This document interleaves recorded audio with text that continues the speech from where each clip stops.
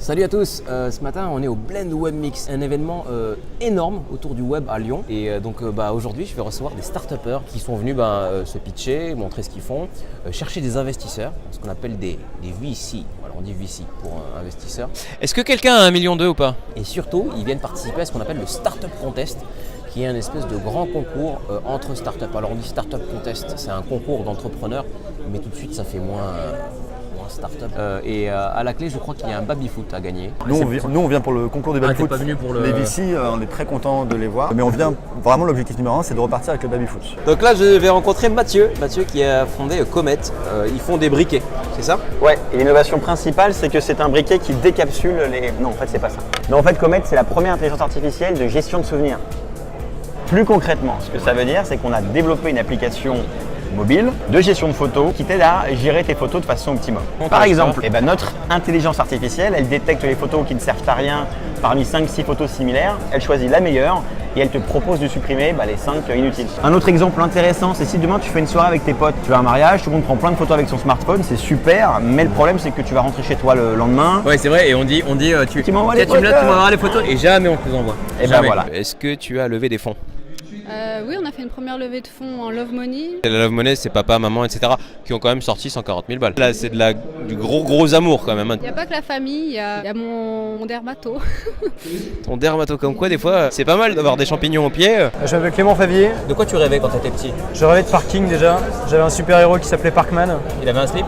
Il avait un slip gris. Et donc c'est là que j'ai commencé à travailler sur le projet Parkmatch.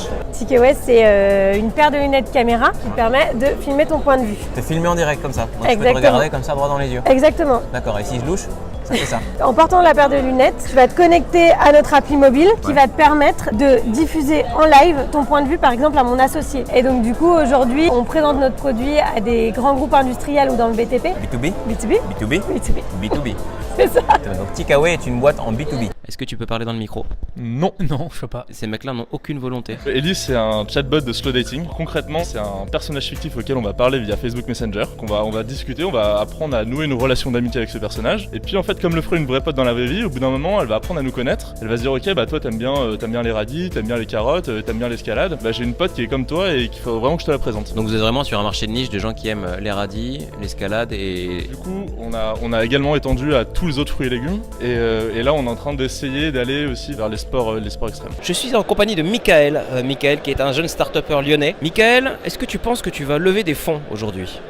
En fait, e-Recycle, on est spécialisé dans la reprise auprès des particuliers et d'entreprises de produits électroniques. On va reprendre ton portable par exemple, on va le reconditionner, c'est-à-dire qu'on va le vérifier, le réparer si besoin et ensuite le revendre pour le garantir pendant 6 mois. On a un algorithme qui permet de se rapprocher des prix qu'on peut vendre de main à la main. Bonjour monsieur, est-ce que vous pouvez me parler de votre start-up s'il vous plaît? J'ai pas de start-up. Aujourd'hui, on a Le Bon Coin par exemple, où tu vas devoir répondre aux différentes sollicitations, trouver le bon prix, etc. Donc ça prend du temps et ce temps-là, nous on l'économise. Alors Mathieu, on va rentrer dans une phase de l'interview où il va falloir gérer un stand là-bas. Il y a un stand à saucisses avec un animateur de foire, parce qu'on est au Blend Web Mix, mais il y a un côté populaire un peu voilà.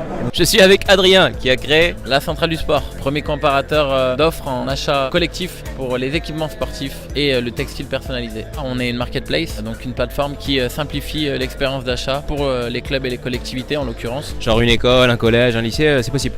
Yes, exactement. Et le Barça, ils peuvent? Le Barça, ils peuvent pas. L'Olympique Lyonnais, ils peuvent? L'Olympique Lyonnais, ils peuvent pas. Saint-Etienne, ils peuvent? Saint-Etienne, il pourrait. Ouais, effectivement, j'ai cette frustration d'avoir eu tout petit des équipements dégueulasses qui étaient trop grands avec des couleurs approximatives. Peut-être que j'ai nourri cette frustration et que ça a porté ce projet-là en tout cas. Donc voilà, là où vous entendez l'homme. Et meurtri par cette injustice finalement de porter des tenues pas belles. T'as un look artiste. Et ça, je trouve ça fort. Et tu casses les clichés. Et c'est pour ça que tu as une phrase de prédilection d'ailleurs qui vient casser tous les clichés. On n'est pas chez les bolcheviks. Je suis avec Cathy. Cathy qui a un prénom qui est un surnom déjà. Pour participer à une brocante, il y avait 3 solutions. Soit aller en permanence, file d'attente, on ne sait pas quel emplacement on va avoir. Sinon, c'est par courrier. Et pour les plus chanceux, on peut passer par la réservation en ligne, mais ça reste du système de mailing. Donc pour résumer, aujourd'hui, participer à une brocante, c'est relou. MyBrocante, c'est une solution de gestion de réservation d'emplacement en ligne sur carte interactive qui permet aux exposants de réserver depuis chez eux et aux organisateurs de promouvoir leur manifestation. Est-ce que tu as un baby-foot dans ta start-up? Non, on n'a pas de baby-foot. Alors on joue au Molki parce qu'on est près de la place Satonnet et c'est l'esprit bobo des pentes. Nous, chez De La Place, en fait, on met en relation uniquement des professionnels qui recherchent ou proposent des espaces de stockage pour leurs marchandises. Pour faire de la place. Pour faire de la place D'accord. pour les pros. Ouais, c'est pas de la place, c'est pas une boîte de père en fils. Non, c'est De La Place point pro. Donc on propose de la place pour les pros. Très bien, Michael. Alors sinon, est-ce que tu penses que les VC, les investisseurs, jouent un rôle majeur dans le développement des startups aujourd'hui en France et dans le monde par ailleurs? Toi, c'est assez lié. Du coup, je rentre un besoin et toi, tu me dis tous les logiciels qui peuvent être compatibles avec ce que je veux faire, c'est ça? Encore mieux, tu m'exprimes même pas de besoin, juste tu te connectes avec LinkedIn et en fonction de qui tu es, les personnes de ton profil, généralement ce qu'elles ont sélectionné, et on va naturellement dire, bah voilà, quelqu'un comme toi, tu dois utiliser tel logiciel. Est-ce qu'il y a un baby-foot dans ta boîte? Non. Est-ce qu'il y a un ping-pong dans ta boîte? Non, on essaye d'éviter tous les clichés. Parkmatch, c'est un service de location de parking entre particuliers où les gens n'ont plus besoin de se rencontrer, donc c'est 100% automatique. Et tu n'installes rien sur la porte de parking. Rien à installer. Tu as juste à installer une appli sur ton smartphone en fait, c'est ça? Exactement, et avoir une télécommande connectée qu'on développe. On va simplement créer un contrat de location qui va être généré automatiquement. Entre deux particuliers. Voilà. Comme Airbnb quoi. Exactement. D'accord. Donc le propriétaire. Tu dors pas dans le parking. Normalement, c'est plutôt pour garder les voitures.